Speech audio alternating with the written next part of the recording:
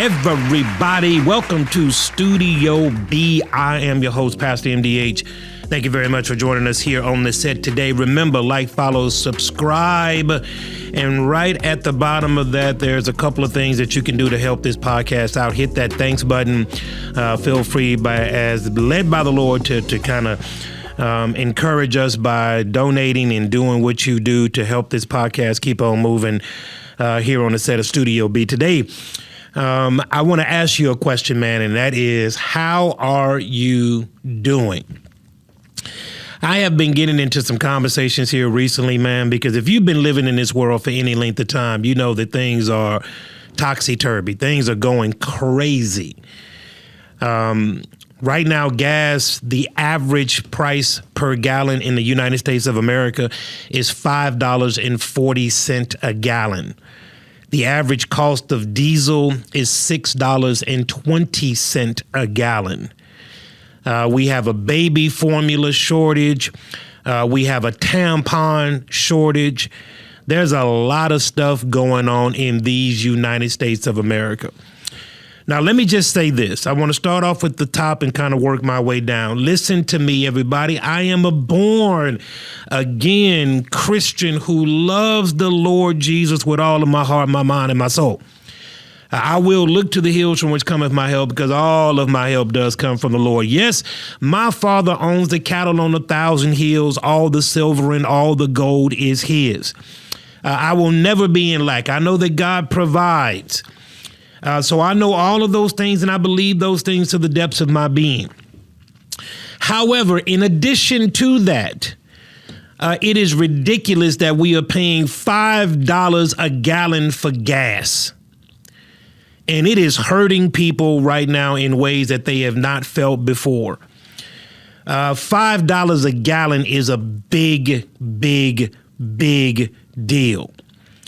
$6.20 per gallon for diesel fuel is a big, big deal. And it's hurting people. The cost of inflation right now is 8.58%. That's the highest that it has been in over 65 years. And I want to ask you a question. How are you doing? Because I was told that if we just get this certain person in the White House and get big bad orange man out of the White House, then America will be on the track back to build back better, and people's lives are going to be better. That's what I was told. I was told, get big bad orange man out of office, put caring, loving Joe Biden in office, and things are going to turn right side up. And we're going to be on the yellow brick road, back to the days of prosperity, back to the days of everybody loving each other. And I want to ask you, 2 years in, how are you doing? Do you have more money in your pocket? How's your 401k doing? How are your investments doing? Tell me how you're doing. Because you told me that the big bad orange man was going to lead us into war. Well, come to find out, we're on the brink of war with not the big bad orange man in office. You told me that we were going to be living in prosperity again. But now you have people going to the gas pump and measuring their gas because they don't have enough money to fill up their gas tanks. This is bad. And yes, I know God will provide so gas can get to $1,000 a gallon and God's going to still provide. I understand that. But let me tell you something. The gas prices that we are facing here in the United States of America are a direct result of energy policy. There's no way that gas should have quadrupled in the last year and a half. There's no reason for that at all, except for energy policy. And I've said this on many different occasions, man, because, you know, we are very emotional people. And when the facts start to hit us in the face, oftentimes we turn our back and don't want to address the real issues. And the real issues are that, yes, I believe that God is going to provide. Yes, I believe that God is able. I believe all of that stuff. But this stuff matters. In the same way that if you only had $100 in your bank account, you would be very strategic about how you spend that $100. you would make choices that would benefit you in saying to yourself no on purchases that you need not buy, considering that you only got $100 to work with. That's average, everyday, normal people stuff. We make decisions about money every single day because all of us are living on a fixed income. Okay. But when you got $100 in your bank and you know that $100 is going to be there tomorrow, and the days thereafter, then you don't quite have to budget the way that you need to. And the way that America is in this predicament right now is a direct result to the decisions of this current administration. And I'm going to talk about this because I want you to answer the question for me. When is the last time you've heard that we don't have enough baby formula? When is the last time?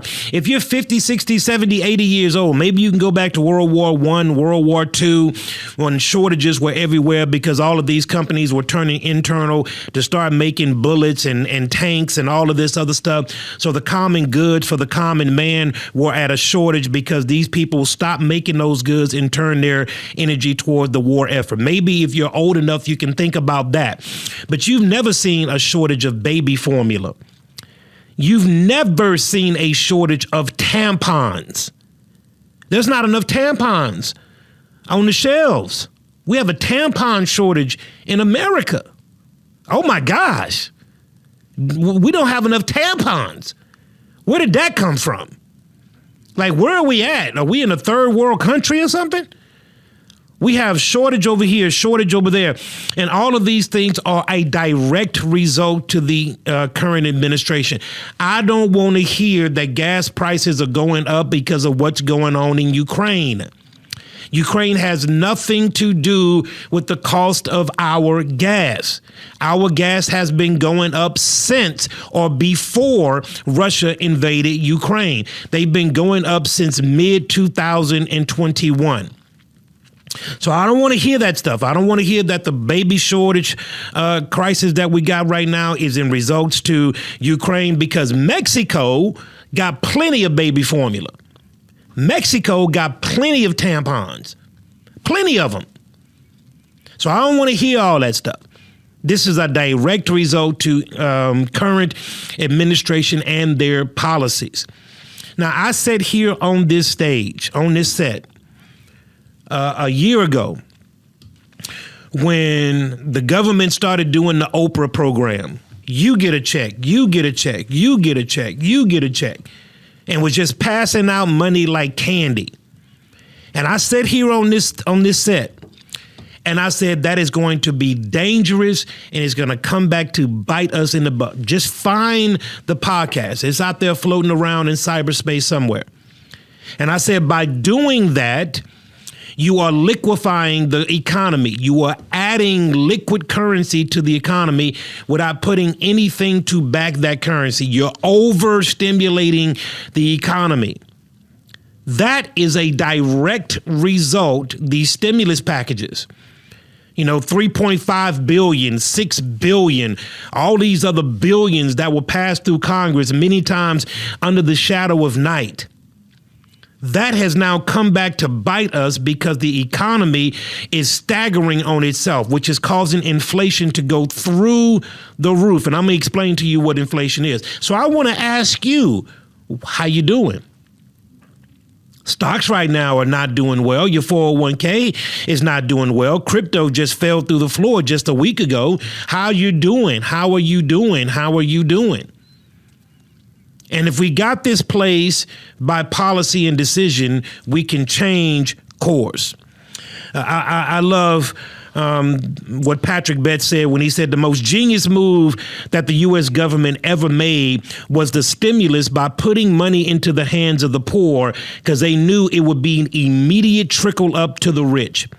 They didn't have to give money to the rich because they knew if they gave money to the poor that they would buy Xboxes and Jordans and stay on Amazon all day and make people like Jeff Bezos even more richer. because we liquefied the economy, giving money to people and then creating in them a need to not work. And now all of that overstimulation has now come back to bite us in the butt. I've shared with them, and it's going to be here somewhere. In May 16th of 2022, I did a side-by-side picture comparison of when I filled my truck up, 23 gallons. So 2 years ago, almost to the day, when I filled my truck up, it was $1.54 a gallon. 23 gallons issued out to about $36.88. 2 years to the day, mid-May. I got a side-by-side comparison. The same 23 gallons that I got 2 years before is now $100. The same 23 gallons 2 years removed is now $100. That's a $65 increase. That's over a 300% increase on gas. Same car, gas tank's not bigger, none of that stuff, same gas. Is $65 more than it was just 2 years ago. And I have two vehicles. And so I've personally done the math that if I keep at that pace at the end of this year, 2022, I would have spent $3,200 in just gas, in overages in gas, $3,200 extra per year just on gas. Now, what does that mean in very, very practical terms? $3,200 is a lot of money. And think of how many other things that could have been done, could have been accomplished if I could use that in other means, in other ways. Now, let's talk about the diesel fuel. That's $6.20 a gallon. If you don't know what diesel is and how diesel works in this economy and how diesel fuel is the backbone to everything that we do in America, then let me give you a quick little history lesson. Diesel is how America works, because by diesel is how everything gets to our shores. These big boats that bring in all the goods and services, these huge boats, a football field long, these boats are run on diesel. They're run on diesel. And they're putting all of these goods and services on the boat. So if it's $6.20, which is a 50% markup than it was just a year and a half ago, then that cost has got to be offset to the consumer. So now it's costing more money to put the same goods and services on those boats that it was 2 years ago. So now when those huge boats that's got all the goods and services on it get to the ship channel, the cranes that take those containers off of the boats, those cranes are run by diesel. They take the containers off of the boat, and guess what they do with those containers? They put them on the back of 18-wheelers. Guess what 18-wheelers are ran by? Diesel. Those 18-wheelers have then got to take those containers and get them to a particular warehouse, and then they separate them, put them back on the 18-wheeler, and then they start going to all these various stores and all of these various places. So by the time your gallon of milk gets to the supermarket, H-E-B, Kroger, wherever you may shop, that gallon of that milk has now got to be exponentially marked up because of how much money it took to get that milk to the store. And guess what? You have to now pay for that. So you're paying more at the pump, you're paying more at the store because it's taking more money to get the items and goods and services to the stores. All of that stuff is offset to consumers like you and me. We pay for that. So even though you may not have a car that takes diesel, and you're saying $6.20 ain't got nothing to do with me, it has everything to do with you because you're still paying $6.20 per gallon on diesel, on top of the $5 a gallon for gas. It's hitting you from every single direction. Inflation is one of these things that is terrible for the economy. Inflation kills economy. It kills it. Go back and look at Germany. Go back and look at any of these world dominating powers that allowed inflation to get beyond 9% and watch how the economy of those particular nations crumbled on themselves. Inflation kills the economy. It kills it. And we don't have an inflation problem because people are living too well. We got an inflation problem because the government is living too well. Inflation is simply the government spending more than what it has coming in. That's all inflation is. When you break it down to its most simplest form, inflation is the government spending more than it has coming in. That means that the government is in the red, but it's still sending out checks. That's what that means. That's inflation. And so we're going to have a real problem getting our hand around prosperity and recovery until we start fighting the symptoms and start fighting the disease. Because the only cause for inflation is government spending. That's all it is. Now watch this. But Washington does not feel the same pain from inflation as you and I. As a matter of fact, the government makes a profit off of inflation. For instance, the Congress vaccinated itself against this pain and very quietly passed a legislation that was signed by the president into law that automatically gives increase to every congressman every time the price of living goes up. So every time the price of living goes up, their salaries go up. Inflation is simply a form of overspending. And so when you pass stimulus bills, $3.5 billion, we're sending $40 billion to Ukraine to fight a war that we have absolutely no business being a part of. We got no business being a part of it. Ukraine is not a NATO nation. America shouldn't have its nose nowhere in it. You spent $40 billion, $40 billion. You passed it in 14 days to send $40 billion across to Eastern Europe. But yet you got people here in the United States where we have baby formula shortages and tampon shortages, but you're sending $40 billion across the seas. That's crazy. Where is that money coming from? Who's paying for that? The government does not have an unyielding bank account. Who's paying for $40 billion? You are, I am, our kids are. That's who's paying for it. That's who's paying for it. This stuff is not free, y'all. You don't get no free money. Nobody's giving you free money. The government is not in the business to give you free money.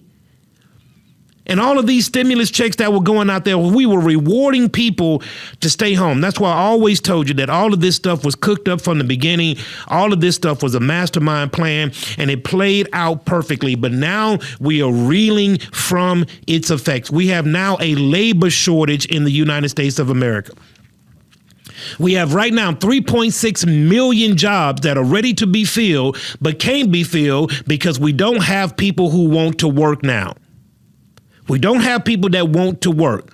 Don't tell me that you cannot find a job in this economy. Oh, yes, you can, because there are jobs everywhere. But we have a labor shortage. We don't have a job shortage. We have a labor shortage. We have people that don't want to work because the government is paying them to stay home. They're still getting unemployment checks from 2 years ago. That has recently been extended another 18 months. And so these are some of the things that make inflation go up and down, topsy-turvy. But let me tell you what inflation is, if you don't know what it is, and I'm going to tell you why it is so dangerous. Inflation is the rate of which the value of the currency is falling, and consequently, the general level of prices in goods and services are rising. So the value of your dollar is going down, but the cost of goods and services are going up. That means they're going east, west, or north and south. Inflation is sometimes classified into three types: demand pull inflation, cost push inflation, and built-in inflation. The most used inflation indexes are the consumer price index, or the CPI, or the wholesale price index. So here's what that looks like. You take $1 in 2020 and what you could buy for $1 in 2020. That good or that service in 2020. You take that.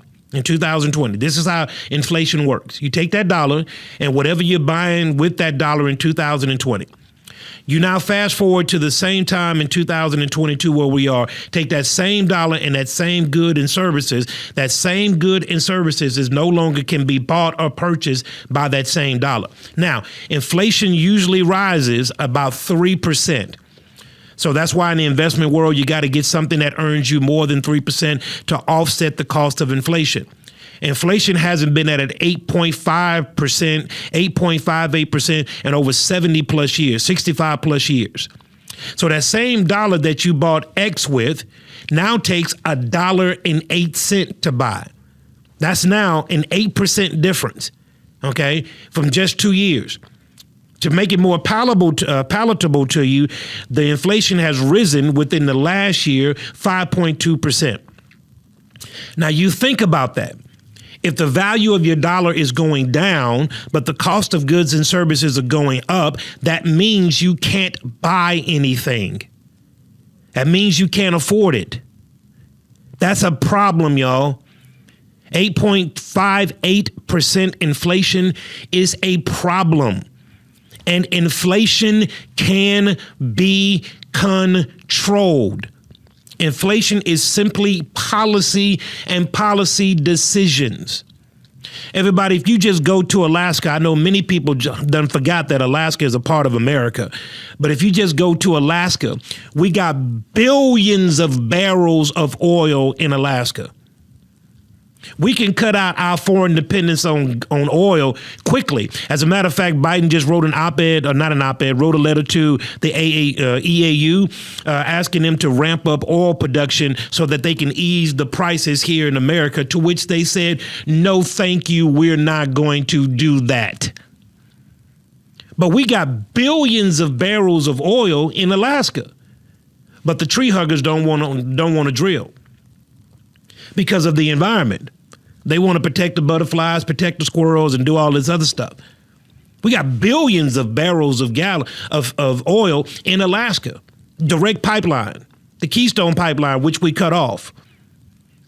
There are ways in which we can ease the pain at the pump, which has so many far-ending consequences. It's not just you sitting at the pump and watching that number go up, up, and up, and up, and up. It's not isolated to the pump. It's isolated to everything else that the pump affects. It is an absolute killer of the economy. And I guarantee you this, I'm not a prophet, nor do I play one on TV, but let me tell you, gas in Houston right now is $4.69 a gallon. By July 4th in Houston, Texas, where I reside, gas is going to be over $5 a gallon. In Houston, Texas. That is insane. That is insane. When you're spending almost 12% of your annual income, almost 12% of your annual income for fuel cost. And everything, you've been in stores, you've seen the stuff that you normally buy. You've seen the price of a gallon of milk, a dozen of eggs. You've seen the prices go up through the roof. You've seen it. Everything is up because fuel affects every aspect of our lives. So I was told that as long as we get Joe in there, we're going to be okay. And I'm just going to give you something from my own personal view, okay? Listen, you can agree with it, disagree with it. You can write me off. You can do whatever you want to do. Listen to me. I believe that Joe Biden is a very ailing gentleman. And I would say this. I believe that it's elder abuse. I believe that anybody that is looking at Joe Biden understands that his faculties are not there, that he's having a very difficult time transponding the office of president. We can see this when he talks in press conferences. We can see this when he has to have cue cards to respond to questions because he loses his train of thought. He's a very frail individual. And this is just my own personal opinion. I do believe that Joe Biden is being taken advantage of severely. I believe that he is a right hand with the pen that signs anything that they put in front of him. I believe that it's elder abuse. And I do not believe that Joe Biden has the faculties to handle the most severe job in the world, the most pressing job, the most strenuous job, the most stressful job in the entire world, which is the office of the President of the United States. Yeah, and I believe now, here we are 2 years into that, his approval rating with Hispanics is down to 24%. 24% among Hispanics. His approval rating with African Americans is at 41%. His approval rating overall with the American public is at 31%, 32%. And as a part of me that feels really bad because this is this older gentleman who is, in my view, being taken advantage of, and people around him that have pushed an agenda for so long now see the opportunity to get that agenda employed into the fabric of America and using him to do so. Everybody you know as well as I know, you got buyer's remorse now with Joe Biden. He's signing, and I'm not going to even get into the fact of the legislation and the executive orders that have been passed and the agenda that is now coming from the top all the way down to the bottom and being infused in every single part of our society right now that has everything to do with being antithetical to what I believe, and I don't want it forced up on me. That's a whole nother conversation and a whole nother podcast. However, here's what I would like for you to know, and I would like for you to really put some deep thought into this. Here we are 2 years removed, and you guys told me that, once Orange Guy gets out of the office, get him out. Mean Tweet Guy, get him out. Get him out. He is bad for America. He is damaging America. You told me that what we need to do is get him out and put Uncle Joe in. And now that Uncle Joe is in, I want you to tell me how you're doing. Because I can't see any part of my life. I work just as hard as everybody on. Now, we do this podcast. This doesn't fill up my time. Like, I work. Okay. So how you doing? How are you doing? Are you better? You better than you were financially 2 years ago? You better than you were investment wise? Are you better? The people that I'm talking to don't seem to be better. I don't ever recall having a tampon shortage. And Lord have mercy, I got 4 women in my house. That's bad news. There's no tampons on the shelf. So how do we get here? Everybody listen. Economic policy is economic policy. The government does not have a right to spend your money, my money, our taxpayer monies the way that they want to. The way that they want to. And when you look at all of these stimulus packages that were passed, most of them got passed. One of them, the $3.5 billion stimulus, that got passed at 3 o'clock in the morning.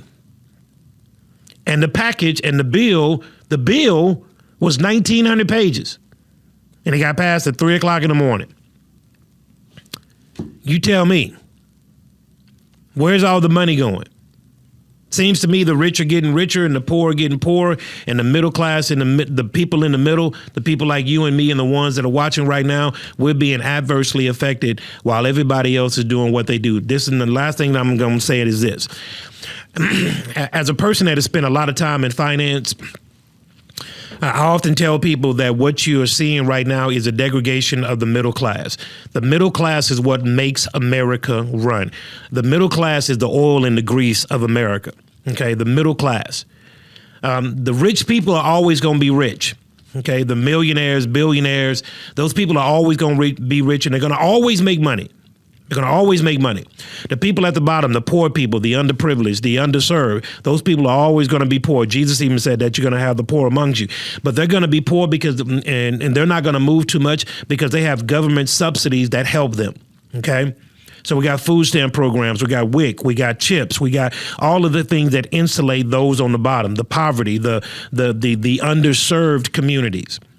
But the people in the middle, The people that are working 40, 50, 60 hours a week, the people that are average, everyday people, the people that are not super rich, the people that are not extremely poor, the people right there in the middle, which is 95% of us that are right there in the middle. That's the ones that we're trying to get rid of. That's the ones. If you go to any other country, if you go to Africa, there is no middle class. There's rich, there's poor, there's nothing in between. England is quickly becoming that. The UK, Britain, they're quickly becoming that. Where there is a rich, there's a top, and there's a bottom. There's nobody in between. Either you have it or you don't have it. The have and the have-nots. And what you're seeing in America is the erosion of the middle class sector that drives American economy.